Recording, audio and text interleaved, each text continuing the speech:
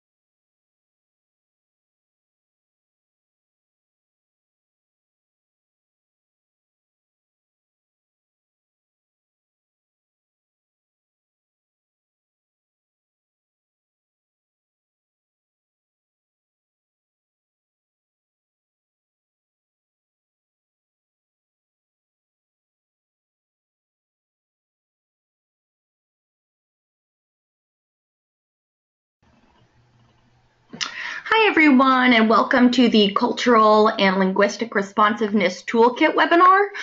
We are going to get started in about 2 or 3 minutes. We'll wait to see if anyone else is going to join us, and then I will go ahead and get started.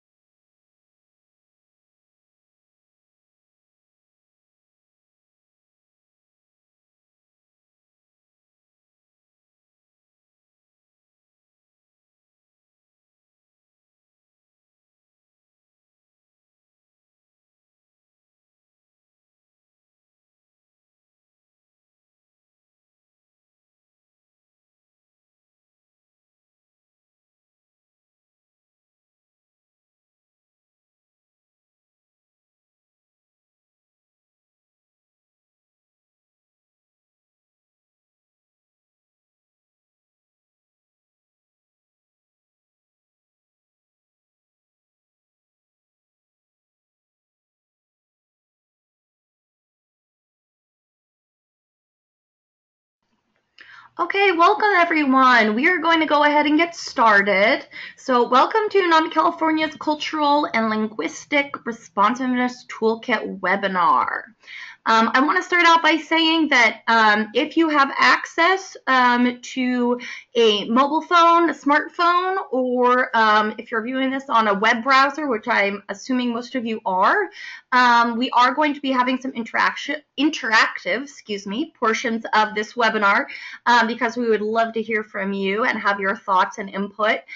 So have that handy because in a moment we are going to have some polling questions and I would love to hear from you all. So first of all, I want to go over just a little bit about what to expect today. So I will start by saying that this is not a cultural competency training.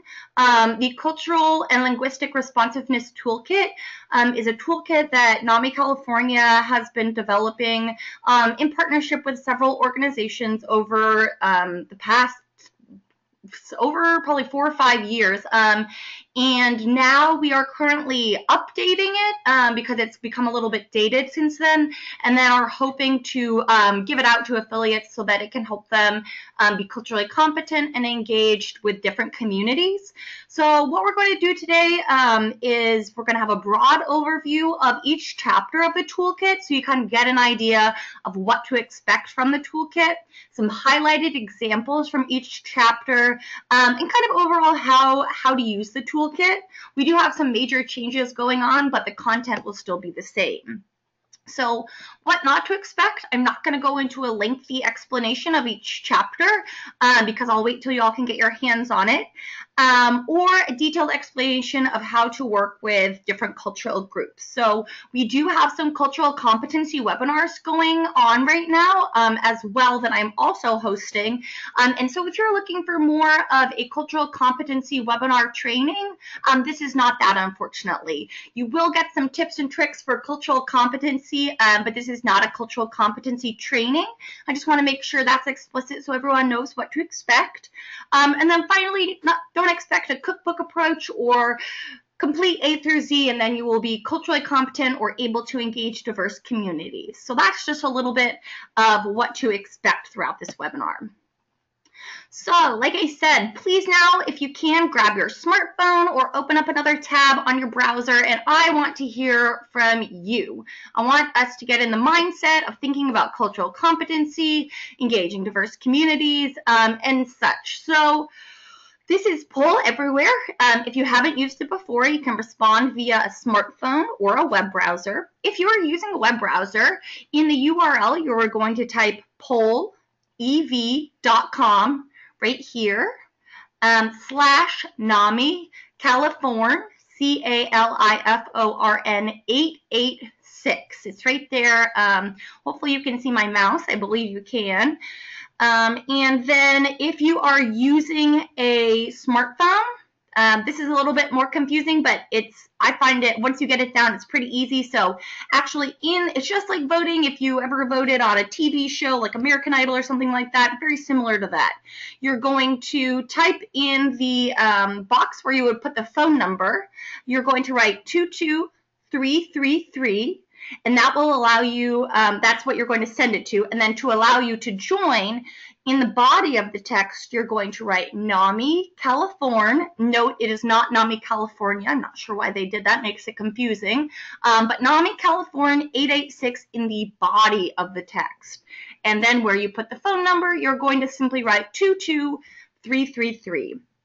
So I will wait a minute to hear from you all. So what are some words and phrases that come to mind when you think of cultural competency? Nothing is wrong. We just really want to hear your thoughts. What first comes to mind when I say the phrase cultural competency? It could be a phrase that comes to mind or a word. Note that you can also input multiple answers. So if you are, I know I've used this mostly Poll Everywhere on a smartphone. and you will get a welcome message once you have joined, and every text you send will appear on this screen. It is completely anonymous, so don't worry about that. I won't even be able to know because it just goes by your phone number and blocks out part of your phone number as well for anonymity. And so I would love to hear from you regarding this. I'll give you all a minute or two to type in some answers, and you can type in more than one. The more, the better.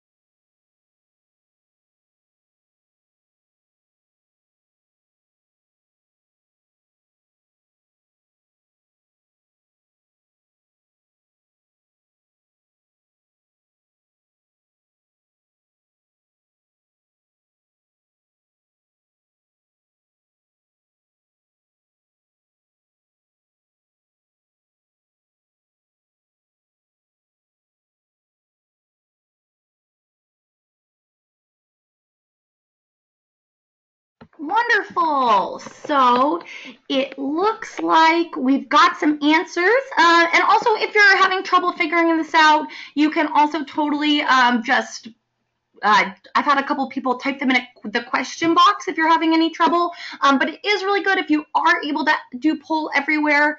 Okay, so there is one individual I'm just gonna and this is helpful for everyone. So if you would like to join, you can either use a web browser. If you are using a web browser, you will type in pollev.com/NAMI California 886. If you wish to use a smartphone, that is where that 22333 number is going to come in. So on your smartphone, where you would normally put the phone number, you're actually going to type in 22333.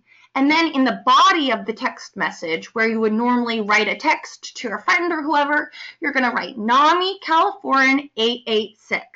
And then it should come back with a welcome message that you have joined this poll, and then you will be able to answer. I hope that helps, and I know there has been a couple individuals asking me that they're having trouble, so if you're still having trouble, please let me know. Again, that 22333 number is to put in the box where you would normally put the phone number, if you're sending a text message, and then in the body of the text message. Sorry, I'm hoping everyone can hear me. It looks like I was just disconnected for a moment.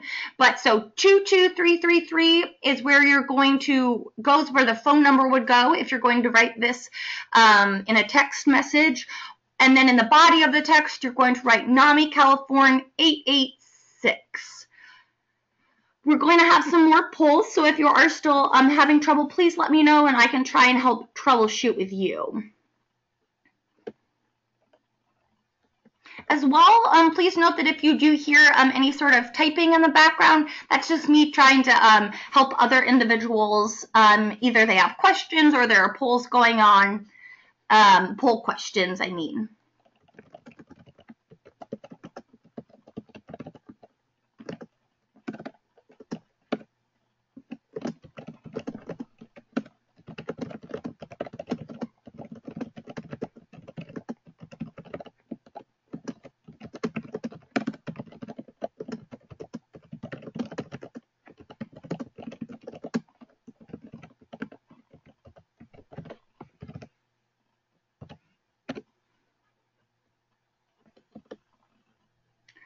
Okay, so let's take a look at what we have. I love a couple of people have been able to get on here. Okay, so We have, what do we have? Awareness is the biggest one. I love that. I love awareness is a great one. Experience, good. Traditions, culture, diversity, openness, sensitivity, knowledge. And I love the awareness. Oh, yay, great, awesome. More people are coming on. This is awesome. Let's see what other new ones, or maybe they just switched around. Patience, that's a really good one. It definitely takes patience to be culturally competent.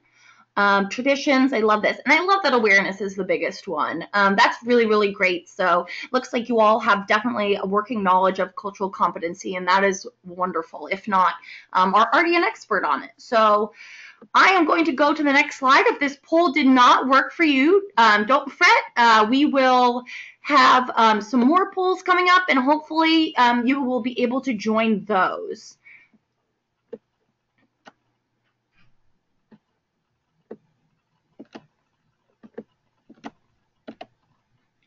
Oh, I'm skipping ahead too much. Okay, so what is the Cultural and Linguistic Responsiveness Toolkit? The vision of the toolkit is to have NAMI affiliates be able to enhance their abilities and resources. Resources is really key to serve more diverse individuals, families, and communities across California. So the toolkit really aims to help affiliates reach populations that they're not already serving, that may be underserved or not even served at all, and giving them the tools to do so. A quick overview of the chapters in the toolkit. There are currently 9 chapters. The first one is an intro, has some key terms, and provides you with an overview of what to expect. Chapter 2 is the CLAS Standards. The CLAS Standards are the culturally and linguistically appropriate service standards for healthcare. So those are basically guiding principles for healthcare and providing services in a culturally competent manner.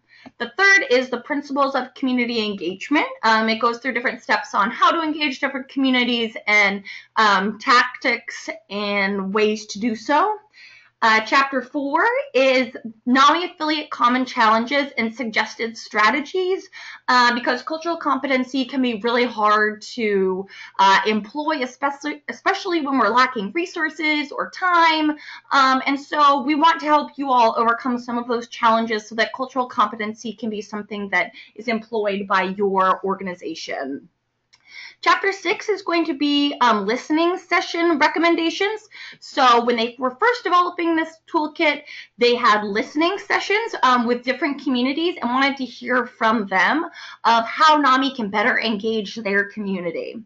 And then 7 is policy and practice recommendations for NAMI affiliates. This is for at an organizational level. So all the way from board members to volunteers to managers to everyone in between. 8 is going to be some resources, some different, everything from organizations that you could partner with to websites to different studies that have been done that can help.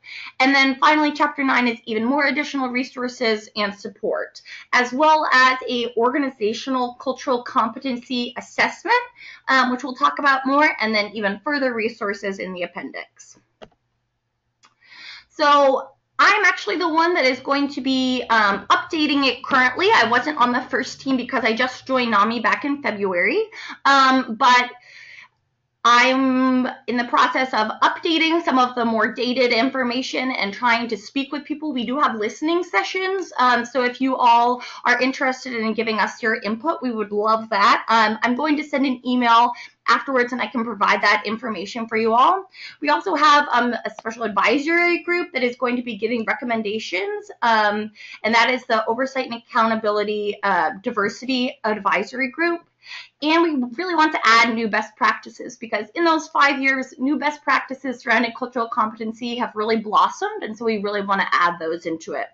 And after editing and updating, electronic copies will be available for download from the NAMI intranet, or I think we may be able to post it on our website. I'm not quite sure, but we will provide you with access to that. So let's start out with Chapter 1. Chapter 1 is the introduction. It goes over some just some very basic what to expect, what not to expect, as I kind of did previously. And I've also added in some key terms because I found that going through the toolkit, there are terms that remain undefined, and so we really want to ensure that everyone is on the same page.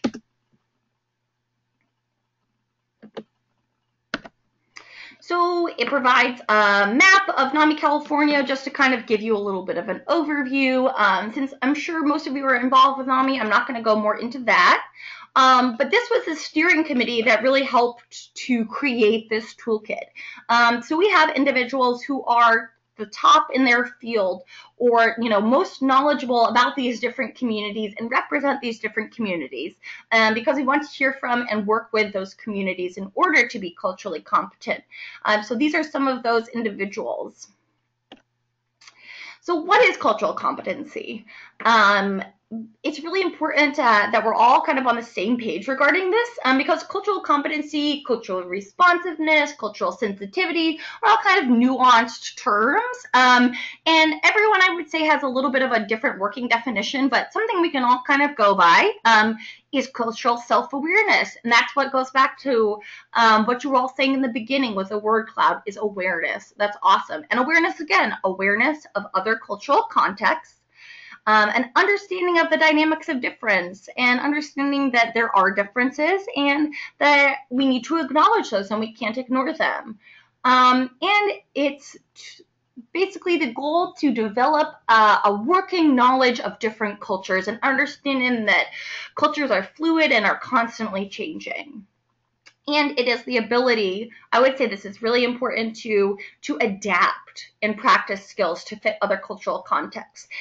It's one thing to learn about that other cultural identities and contexts, but it's another thing to actually adapt your resources and services so it can fit the needs of those different groups and individuals.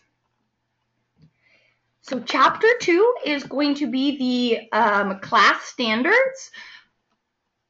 So I would like to know, these are the culturally and linguistically appropriate service standards. I believe they were developed by the Department of Health and Human Services, and I would like to know your familiarity with these. So you can text A. Here, I'll go from the beginning, excuse me. So you can text A if you would like, say, yes, I have an experience implementing the standards through my work. Text the letter B or write the letter B in the box if you have heard of the standards. C if you have not heard of the standards, or D if you're not really sure. So once again, if you're using a web browser, type in polev.com/NAMI-California886, and you can go ahead and type in A, B, or C, or D, depending on your answer. Or you can text, and so you're in where you put the phone number, you're going to write 22333. And in the body of the text, in order to start the conversation, you're going to text NAMI California 886. Note that if you replied in the previous poll via text message, you do not need to text NAMI California again. 886, you can simply text A, B, C, or D because it knows that you have already registered for this poll. So I'm going to give you all a minute, and if you're having a lot of trouble or difficulties, let me know. If not, you can always type in the chat to me, and I can help you troubleshoot. But I'd love to know if y'all have heard of the CLAS standards or implemented them or are not really sure.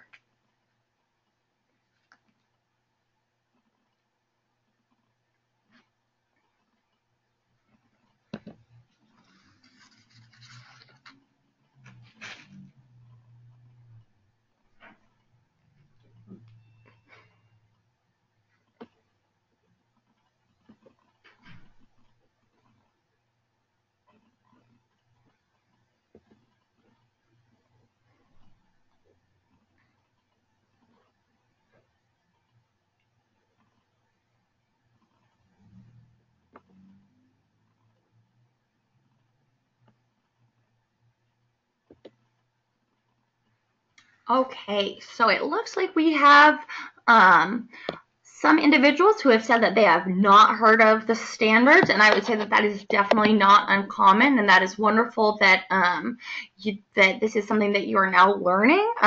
They should be way more prevalent and out within society and have people knowing about them, and unfortunately they're not. So at this time, I'm going to go on to discuss a little bit about what the CLAS standards are and how they help with cultural competency, especially within healthcare.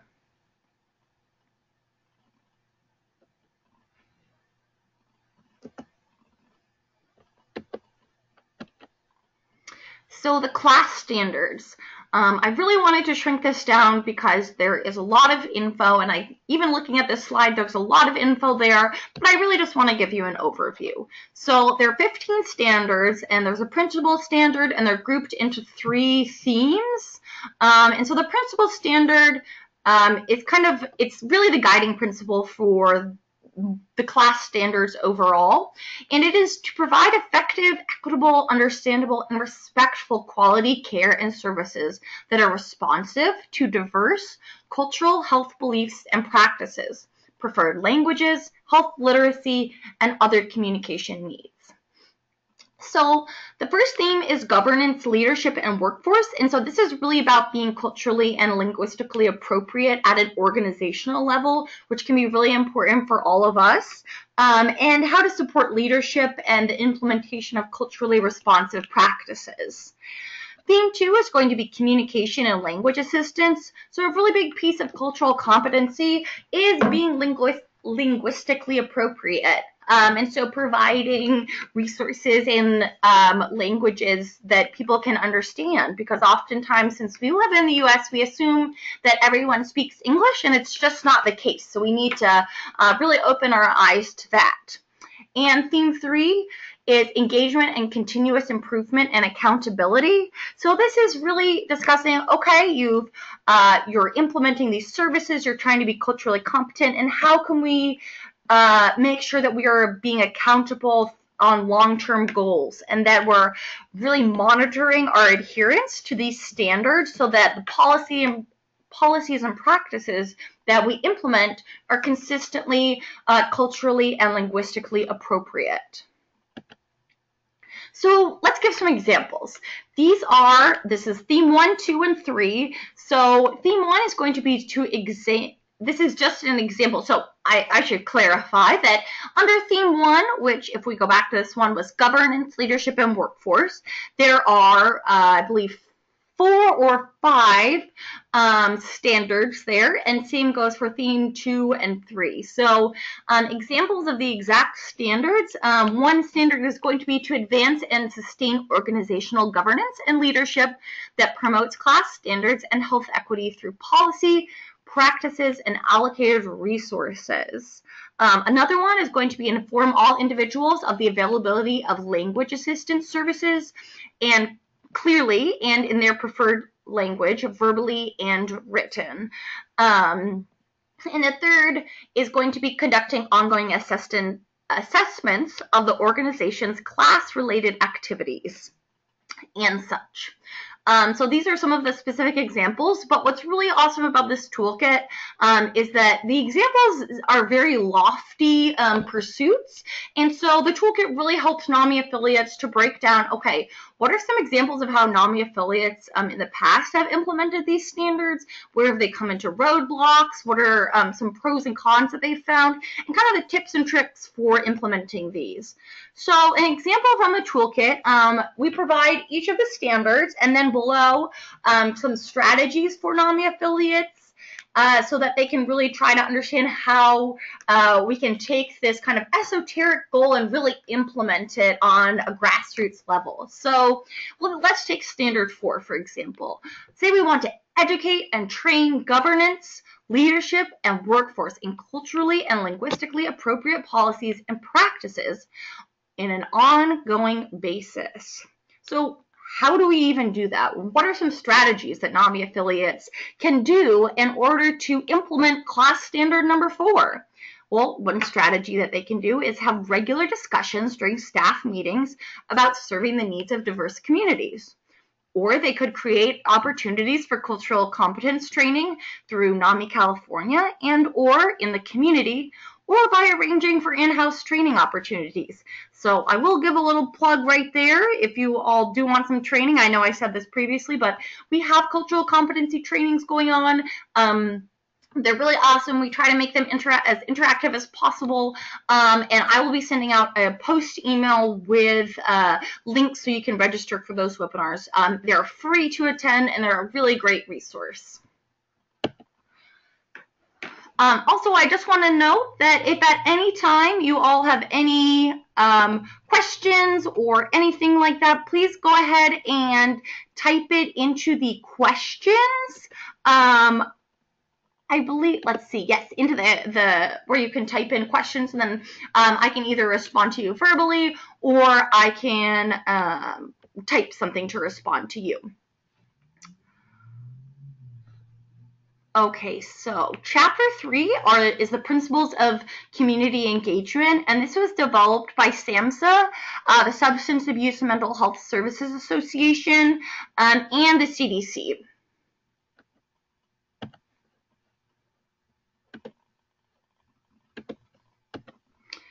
So now I really want to hear from you all. Have you all heard of or implemented the principles of community engagement?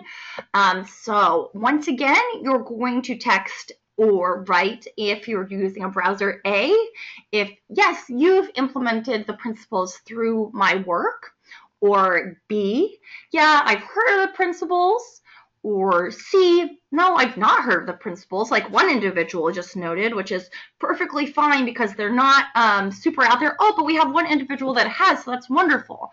And D, not really sure. And once again, if you're having any trouble, I know it can be kind of confusing, please let me know and I can help and hopefully figure out how you can interact with the poll, because I really love to hear from you all.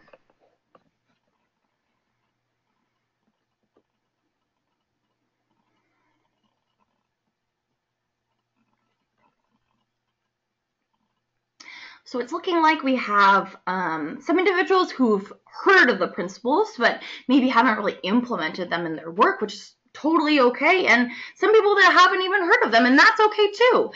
This is great to just have, at least right now, have a working knowledge of it, whether or not you had heard of them previously.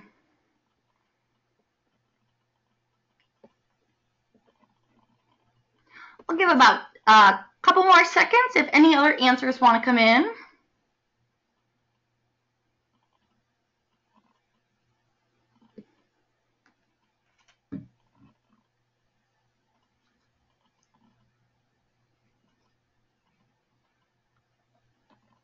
Okay, thank you so much for all of you that answered. Just for the sake of time, because I know y'all's time is super valuable, and I thank you so much if you were able to participate. But I'm going to move on to the next slide. Once again, if you need help troubleshooting, please just let me know, and I'll be more than happy to help.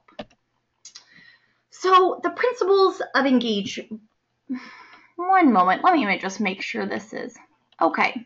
So there are 9 principles, the principles of community engagement, and basically what they do is they're kind of similar to the CLAS standards in that they really go through the process of, but more specifically, community engagement, and really both need to be employed, or both are very helpful, because the CLAS standards are going to help you be culturally competent, and the principles of community engagement are going to help you engage communities in a culturally competent manner. So I'm not going to go through all of the principles because you all can either see them in the toolkit or look them up on your own.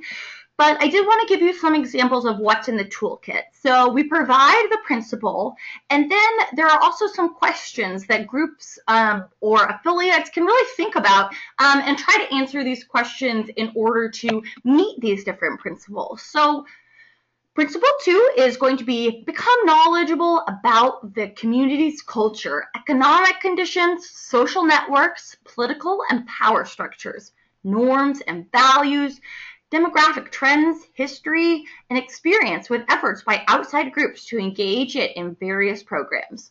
Learn about the community's perceptions of those initiating the engagement activities. Whoa. Okay, so that is a lot. And where do I even begin to think about? And this principle is huge. There is so much in it. So how can I really break it down? And so the questions you really want to be asking yourself to really hone in are going to be, now that I've decided which community, principle 1 is about defining which community you would like to outreach to. So now that you have passed principle 1 and you're on principle 2, so now that you've decided to engage that community, what do you really know about this group? What do they value? And obviously, we also want to be mindful the whole time that depending on the individual or community group you ask, you're probably going to get different answers. And that is okay, but we just need to be aware of that. Have other mental health providers or healthcare providers reached out to this group previously? If so, were they those positive relationships? There has been a history throughout medical care, especially with marginalized groups, such as people of color, LGBTQ, women that are systematically oppressed through healthcare and are not given culturally appropriate healthcare or are discriminated against within healthcare practices, or so many other things that I could go into at another time. But so it's really important to understand that there is a history, and even though maybe NAMI hasn't outreached to that group before, there may be a feeling of distrust from within the community because of prior experiences with healthcare providers or similar groups that have tried to outreach. So principle 3 is for engagement to occur. So you need to go into the community and establish those relationships, start building trust, and work with formal and informal leadership, and seek commitment from the community organizations and leaders to create processes for mobilizing the community. And obviously, again, this is so much easier said than done. Principle 3 is a huge task, and honestly, sometimes the hardest part of it is making that first inroad and making a connection with a community you seek to serve. So some questions to help you are, what are the essential components of developing a trusting relationship with a community? Who should we consider connecting with? Do we know what organizations/entities have attempted to engage this community before, and have those attempts been successful? I would say that something that this toolkit, if there was really one takeaway from the principles of community engagement, not just the principles of community engagement, but really how to implement them, I would say that one of the most helpful things is to work with organizations that are already serving the community you seek to serve, because those organizations are out there. So, for example, if I, at NAMI California, am really seeking to engage the LGBTQ community, but there's no one on my staff that identifies as that, or I don't really know anyone, I'm not involved with that, maybe I would reach out to the Sacramento LGBTQ Center, or I would do some research online and maybe get in touch with Equality California or something along those lines to help build inroads with these communities. And so that is something that in the toolkit we go into further, is those tangible tips to really outreach to communities. And so for engagement to succeed, all aspects of the community engagement must recognize and respect diversity of that community, have awareness of the various cultures of a community. And I think you are already on the right track, because you all said, or a lot of you said, awareness in the beginning. And that is just so key. So other factors affecting diversity must be paramount in planning, designing, and implementing approaches to engaging community. So this is really about understanding that as humans, we really like to label and define because we find that it makes it easier to kind of work with and understand. But at the same time, we really got to peel those layers back and understand that cultures are constantly in flux. You may find, a community in one region, but then the same racial community in a different geographic region that is totally different. Or maybe there are subgroups within that communities. Maybe there's even discrimination within certain communities, which definitely exists. So we definitely just need to be aware of all of that. So these are some success stories of NAMI affiliates that have gone out and done this work, which I think is totally awesome. And if you have any examples or where you have outreach to a group that you would like to let NAMI California know about, please let us know, because that's something we really want to incorporate in the toolkit, is real life examples to help NAMI affiliates navigate this process so that they feel they're not alone, and that we can learn from how previous NAMI affiliates have outreached before. So NAMI Stanislaw identified and engaged cultural leaders by inviting them to present on their culture and community each month at their staff meeting for about an hour and a half. So that is absolutely wonderful. They were able to make a connection with the community, and then in order to learn about them, invited them to attend their staff meetings, or maybe just as well, they could go to some of their community events if they are invited, or if it is culturally appropriate to do so. But that's wonderful. And 1.5 hours, they're really investing a lot of meaningful time, which is definitely not going to go to waste when it comes to this cultural group that they're trying to partner with or serve. Similarly, NAMI Monterey identified their plan to outreach to the Latino community. So they've identified the community, and they're trying to reach out to the Latino community, and they recognized that the Latino communities were comprised of many subgroups: Latino farm workers, urban communities, immigrants from Mexico and Central America, and a plethora of different indigenous groups from Mexico. I mean, I could go on to add in so many more, subgroups of LGBTQ, Latinx, or older Latinos, or so many different things. So those are the kind of things that we need to just think about. And obviously, we can't perfectly serve every subgroup, but awareness, going back to that key term, awareness, that you all identified, is really going to be paramount in this process.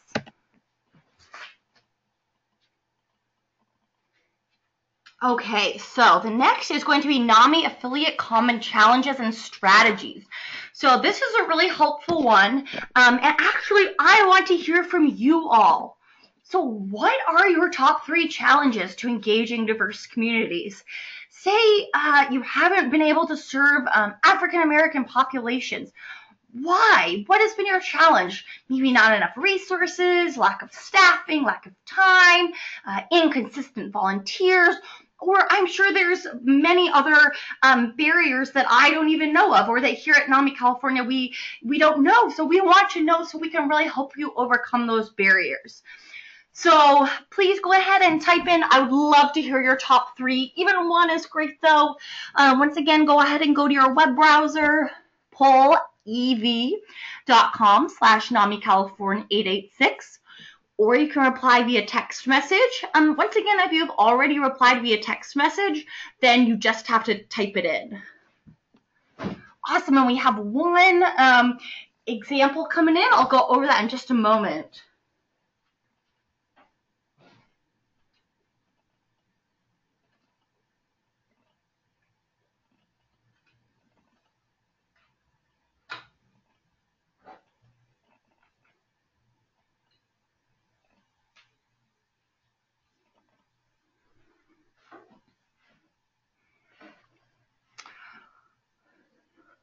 Okay, so our first one, and I'd love to hear from more of you, please.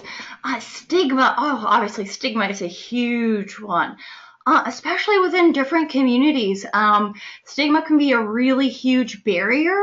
Obviously, we know that if you all are here at NAMI, because that's a huge thing that we try to work on, but it can be even more prevalent in some non-mainstream societies or cultural groups.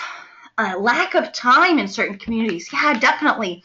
And just an overall ignorance about mental illness, which I would say ties directly into what you said about stigma. That is so difficult and can be really hard you're trying to overcome stigma as it is, and then you have this totally different culture that you may not know about or understand, and you're trying to teach stigma to people whose values you don't really know, and that can be super hard. something similar. So some people don't believe in modern day mental health treatment. That is definitely definitely something that comes up. I actually was facilitating a listening session for the toolkit, and I had an individual discuss with me that a problem that they ran into is that they were presenting at a faith-based organization, and they had someone stand up and say, well, if you are mentally ill, you're just not praying hard enough, or you're not doing enough. And that ties right into stigma. And that's so hard to navigate in a culturally competent manner, because you don't want to dismiss that person's values, but at the same time, you want to be able to let them know that there are other thoughts out there and that stigma is present. Don't have teachers from these different cultures. Yes, recruitment can be very hard, especially when you don't have inroads into a certain culture or diverse group. So it can really, basically what happens is that you don't have these teachers from the different cultures. And I know, working with the programs department, that is something that they are really aware of and really want to change, but it is so, so difficult. So thank you for that. I will wait just a couple more seconds for any other comments. These have been wonderful, so thank you.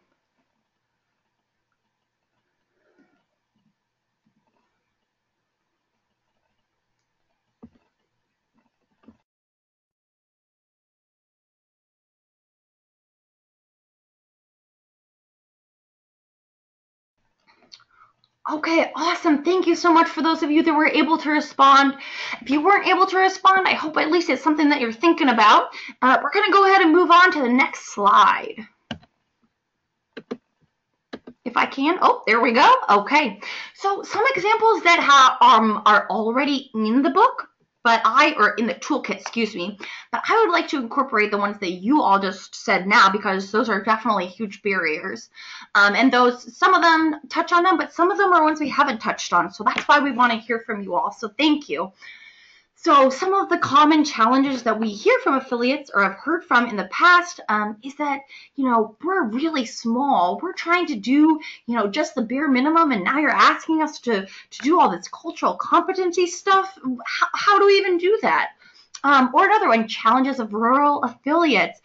It's so hard to get individuals to meetings or engage individuals because they're so far spread out and may have a lack of access to transportation, or may have other conflicting events, or may just need to be home with their families. So definitely, not enough financial resources is a huge one. I know that is a huge one for us here at NAMI California, and a huge one for the nonprofit world in general. So definitely a big problem we need to try and work around and work through. And like someone was saying before, about lack of diverse teachers, not enough bilingual staff or diverse staff. So having diverse or bilingual staff can be a huge inroad, because maybe if you have, say you have an individual who is Latina and speaks Spanish, maybe she knows of some organizations, or maybe is part of an organization, maybe not, but at least you have some sort of an inroad. Or you could say, hey, I don't know much about this culture. Where would you suggest I start?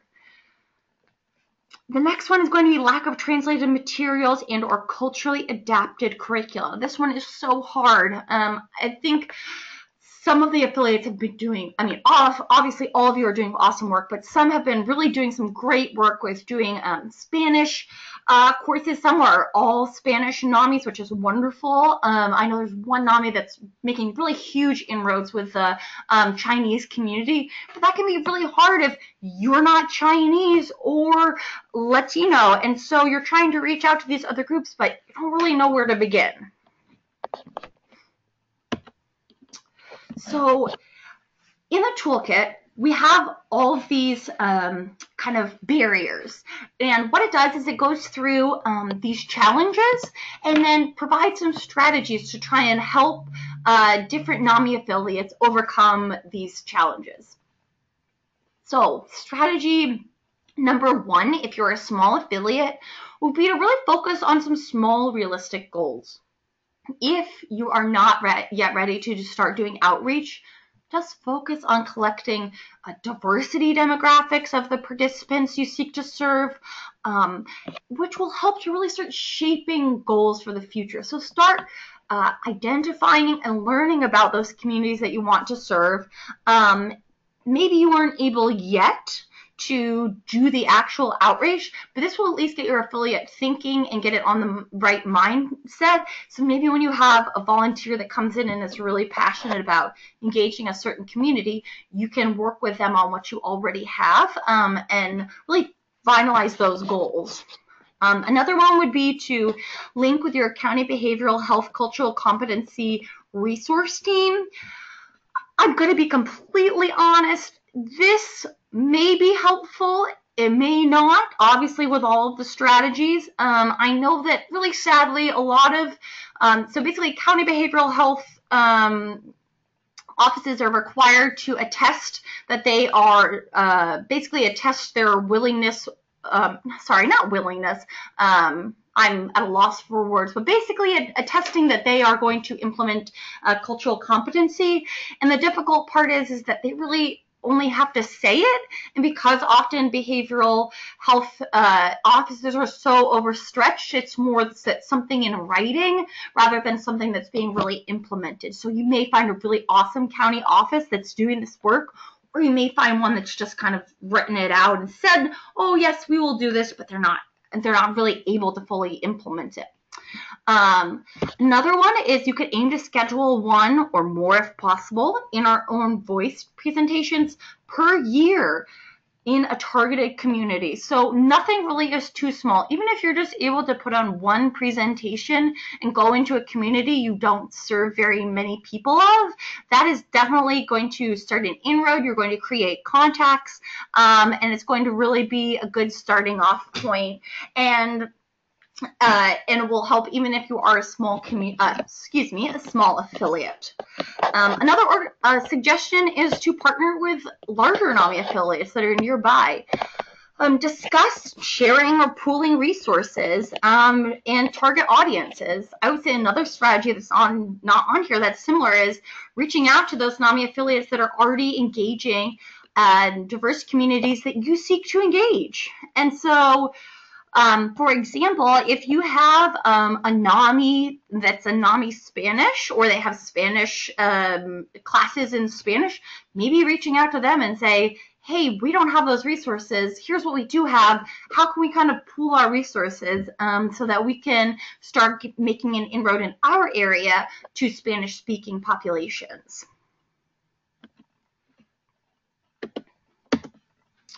Okay, so some success stories. So then it goes more into different things that have already happened. I'm just going to kind of go over this quickly, but NAMI Merced hosted a community dialogue for English and Spanish-speaking community members to reduce stigma with mental health in their communities.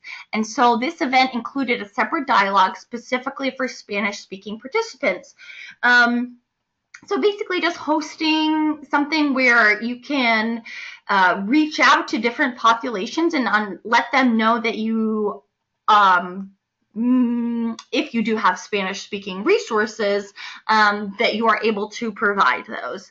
NAMI Sacramento arranged for an In Our Own Voice presentation with a local Native American health center. That's really awesome because that's going to create partnerships and really go into the community, and it's really helpful to find a community, or sorry, a local organization that already serves the population you seek to serve, because most likely the members are going to trust that organization more. And so if you go through that organization, they will most likely be more receptive than if you just invited them to come to a NAMI and they may not know anything about NAMI.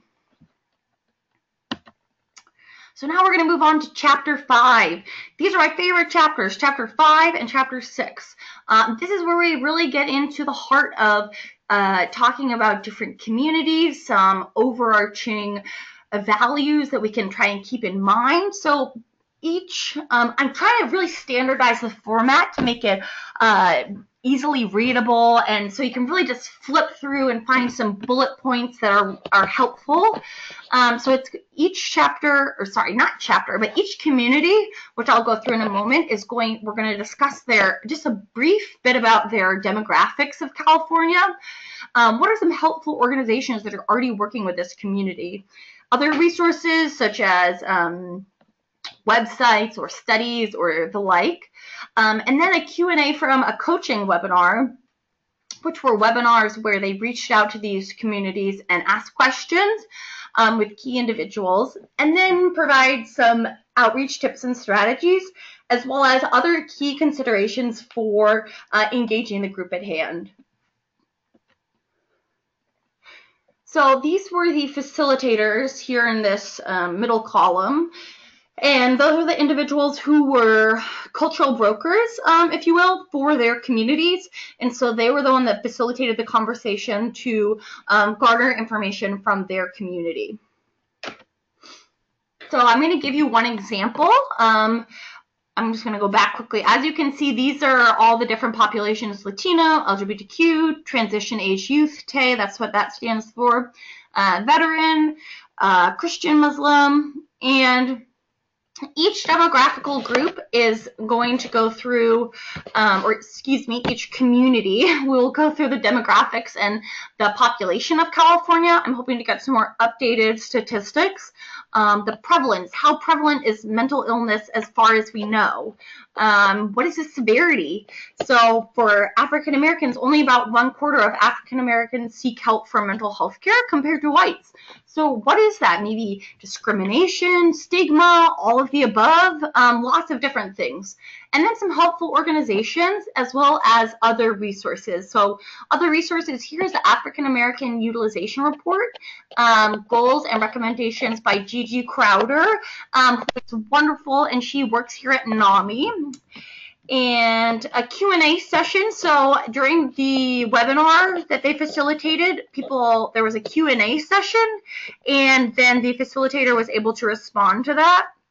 So an example from this listening session was, what challenges has NAMI faced when reaching out to African American communities?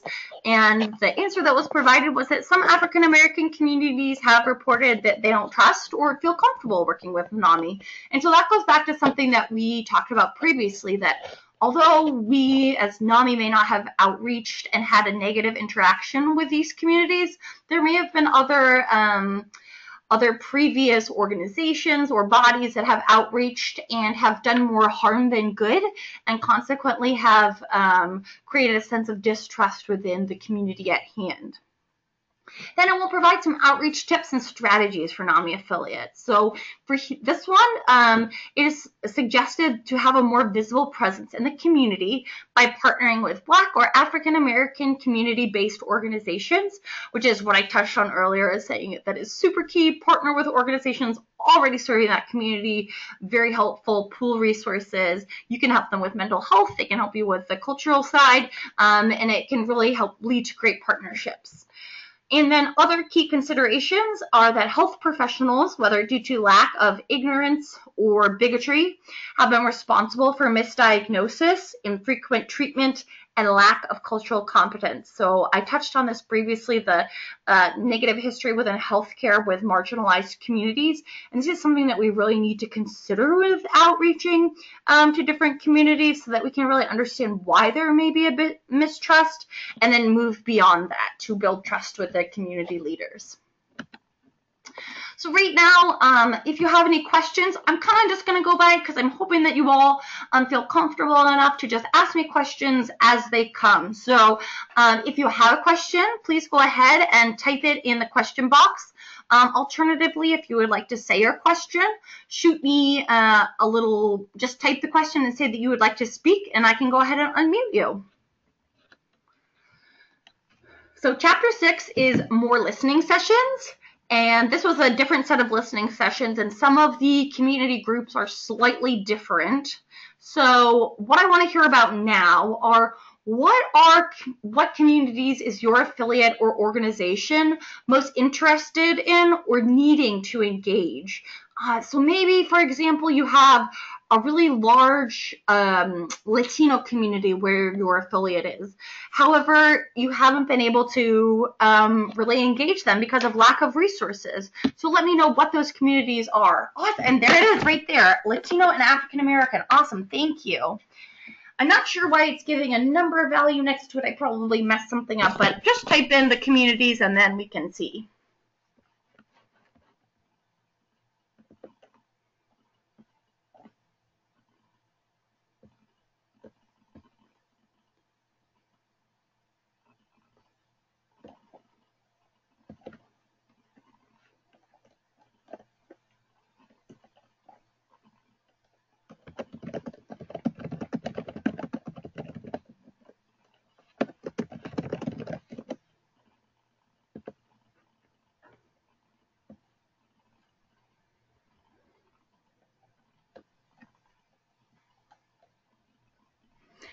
Awesome. Okay, do you think a focus group with different communities asking how to serve them would be valuable?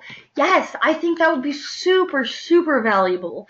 And I think just expressing that interest, and I will say as much as possible, it's really got to be on the part of NAMI that we are the ones making the effort.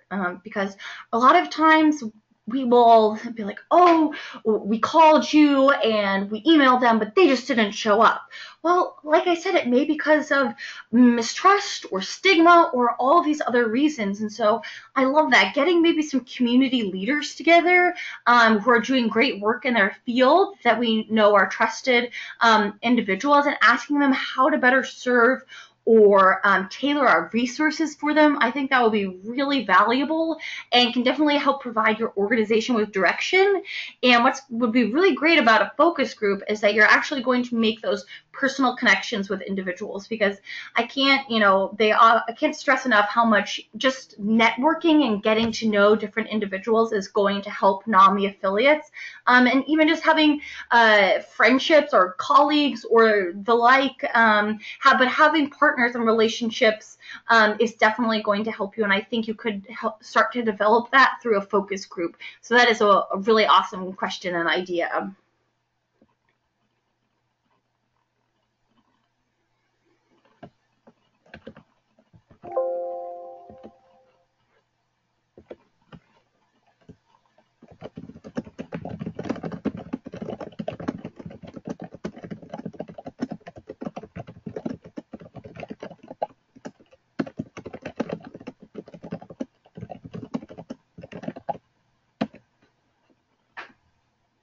Okay, so thank you guys so much. I'm sure there are other cultural groups or age groups, maybe older adults or younger teens, because obviously we know that the majority of mental illnesses are onset before the age of, I believe it's 14, 15, 16, around there. And so that can be a really hard group to outreach to as well. One moment. Okay, there we go. So this was kind of the steering committee, if you will, for the In Our Own Voice presentations. And so the In Our Own Voice presentations were coupled with listening sessions with these specific groups. So we have African American, Chinese, Native American, older adults, older adult GLBTQ, which is the same as LGBTQ or lesbian, gay, bisexual, transgender, or veteran, different groups. And then these were the individuals who helped to facilitate that. So this was the overall, this was the overall themes that they found from the In Our Own Voice presentations and the recommendations. And it really goes back to just the importance of cultural competency, because the In Our Own Voice, one of the biggest suggestions was to really tailor a video to each participant's race, cultural culture and socioeconomic status, and also have presenters that are representative of that population. And then just on a basic level, including more dramatizing contents, music, humor. We all want to be entertained. We don't want to go to a boring, presentation. So making it as entertaining as possible. And yes, I already covered this. So presenters should represent the participants they wish to reach, because they're more likely to be perceived as a trusted individual. So this is an example from a Latina farm worker listening session. So there were 14 participants, and the major themes that came from it was that they really wanted education from a trusted source. This is so key. In Spanish, from a trusted source, from NAMI. And so a trusted source meaning maybe an individual who is, obviously an individual from their community, but maybe this could be so many different things, but some sort of formal or informal leadership, but that could have inroads with that community so that they have a similar cultural background. So again, you're more able to build trust. And so they really requested that they really want to know about available services, the different types of mental illness, and recognizing symptoms. And then also the various levels of acceptance of oneself, of mental illness, and of help. And they also really wanted family support. So how can we be a supportive family? How can you get support for your family? And how can you even ask for that support? So those are some of the major themes that can really help affiliates more understand once they are engaging these communities. So Chapter 7 is going to be the policy and practice recommendations. If any of you were at our listening session that was, I believe, on Monday, this is what we went over because we really want to hear from affiliates about how your organization is able to practice cultural competency throughout the organization, particularly with staff. So this chapter provides some sample recommendations. Well, these are sample recommendations, but it provides recommendations for board members, executives, and then I'll go into managers, coordinators, and then volunteers as well. So some sample recommendations for board members and executive directors were to collaborate with counties and other organizations to access trained interpreters in mental health, or to communicate multicultural needs to affiliate staff and volunteers on an annual basis. I would say annual basis is the bare minimum, but this is something I'm really passionate about, so if you can do it more, please do. It's so important to reiterate that these goals are important to your organization and that cultural competency is something that you want to implement. Developing a welcoming policy or a sign, simply attesting that maybe providing the language services that you have, or attesting to the rights of all individuals, no matter their creed, origin, and the like. Or 4, conducting a cultural responsiveness survey to identify gaps in membership. So who are we serving, and what bodies are we not really serving, and how can we start to reach out to them? For managers and coordinators, some recommendations are, number 1, we've gone over many times. Number 2 is to explore the potential benefits of relationships with the county behavioral health ethics service managers and see if they can help provide cultural responsiveness, which is similar to cultural competency, almost the same, slightly nuanced. Number 3 is have co-location with community-based organizations to reach diverse community members. So that's like when NAMI Sacramento went into the Native American Health Association and did a presentation there. And number 4 would be to allow NAMI employees to have flexibility so they can attend cultural competency trainings as needed, either through NAMI California or local ones, or maybe other ones that you will find. So there is then a large, well, not too large, but it's very good. It's recommendations for working with bilingual staff and staff across cultures.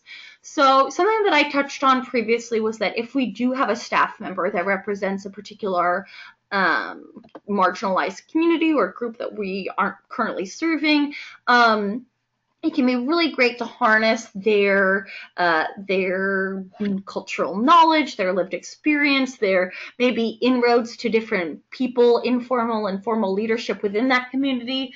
But it's also really important to respect them as an individual and understand that we really don't want to employ tokenism, which is basically the act of making only a perfunctory effort at diversity. So claiming, say, for example, if, for example, a NAMI board is comprised of 5 white members, and then they bring on an African American and think that, okay, well, now we've covered the African American community, we're done. Well, no, you can't just have one individual speaking for an entire community of millions of thousands of people. Obviously, they can act as, a resource as any other individual can, but we cannot and should not put that kind of weight upon them to do all the work, or assume that just because we do that, we are culturally competent.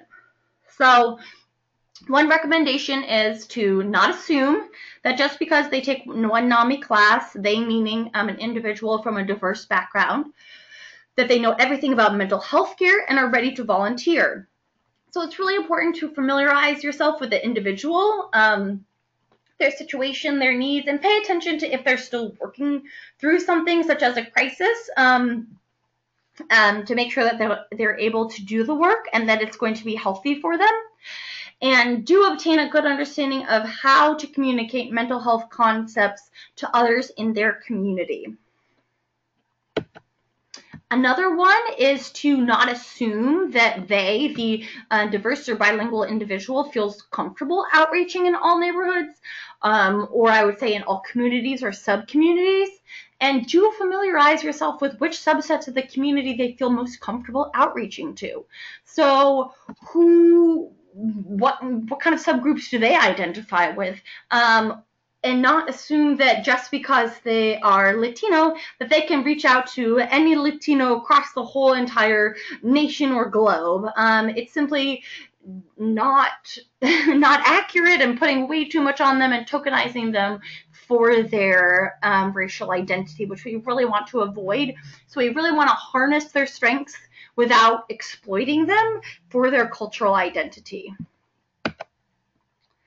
And then finally, chapter 8 is everyone has a voice, training resources, and some action planning guides, a program assessment of needs and of staff capacity, and a ProQual tool. This is to assess basically staff, how should I put this, staff overall happiness or satisfaction, or basically how well they're feeling within the workplace, which can be really helpful to avoid burnout. Okay, so I would love to know now if your organization has ever completed a cultural competency review. So what a cultural competency review is it's basically looking at different gaps maybe places maybe you don't provide certain language services, or you're not outreaching to certain communities, but there are a bunch of them that have been developed by researchers, and they are a series of questions or actions that your organization goes through in order to basically review how culturally competent are we as an affiliate or as an organization. So awesome. Okay, so we got one, maybe not sure. Okay, yeah, a lot of organizations haven't done this. I would say if your organization has done a cultural competency review, then you are way ahead of the game already. Because cultural competency reviews, they take time, resources, and obviously they're so important. But sometimes when we have a million other things, it can sometimes seem like the last thing we want to add on to our plate as well. So thank you so much. And anyone else, I would love to hear your answers. I'll give you just a little bit of time to answer those.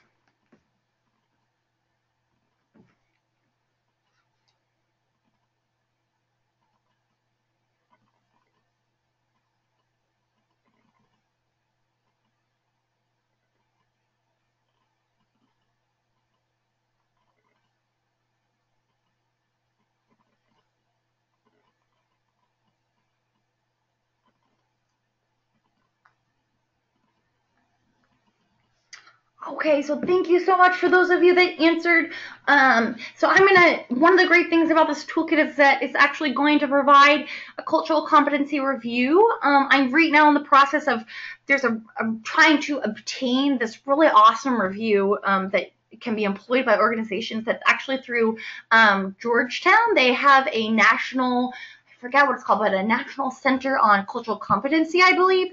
So they have a really awesome review that organizations can do to find gaps within their organization and understand how they can be more culturally competent and reach out to more diverse communities. So right now I'm in the process of trying to obtain that so that we can distribute that to you all. So I'm trying to obtain the rights to that. So I really hope that comes through. And then if not, I'll be reaching out to other, most likely universities, because that's a lot of the individuals that are doing the work, to try and get another good cultural competency review that you all could use. So the first thing that this portion kind of goes over are different action plans. So I'm just going to kind of skim over this because I find it helpful, but I think that an actual cultural competency review is much more helpful. So these are kind of just to get your brain started, and maybe this is something that you would do kind of pre-cultural competency review to get your mind going in this direction. So it's just trying to identify some specific goals regarding outreaching to different communities, what resources you'll need, and any perceived challenges. And then the assessment has parts 1 and 2, and then you would fill out this basically this worksheet that goes over staff capacity. So you can try to look at, okay, what are our goals? Are they going to be realistic based on our resources and our staff capacity? And then the second one is very similar. Is there a gap between the number of hours required and the hours that staff can currently contribute to this activity, so that you're not overreaching or trying to do something that really won't be feasible. And then the Procol scale, is the professional quality of life scale. And so it's 30 items total, and below are some sampling of questions. And I believe they're yes or no, or it's on maybe a 5-point scale. I don't quite remember, but some of them are like, I'm happy, I feel connected with others, I'm preoccupied with more than one person I help, I get satisfaction from being able to help or serve people. And it's basically a great way to assess how your staff is doing. I would definitely suggest to do it anonymously so you can get some really honest answers. And so you can really help your staff avoid burnout before it happens. And then finally, Chapter 9. So Chapter 9 is going to provide some other resources, things on focus groups, and just different resources for support. So basically, this is a NAMI program survey. It's an additional tool to assess cultural competency. So this is very similar to a cultural competency assessment, but it's just answering some of these questions to try and help you, or you could also do this in a focus group and kind of change or slightly change these questions. So for example, services are provided in my language of choice. You can ask individuals, is the staff and front desk welcoming and respectful? Do you find that the NAMI affiliate program is culturally welcoming to you? Do we provide services in your language or in a format that you can understand?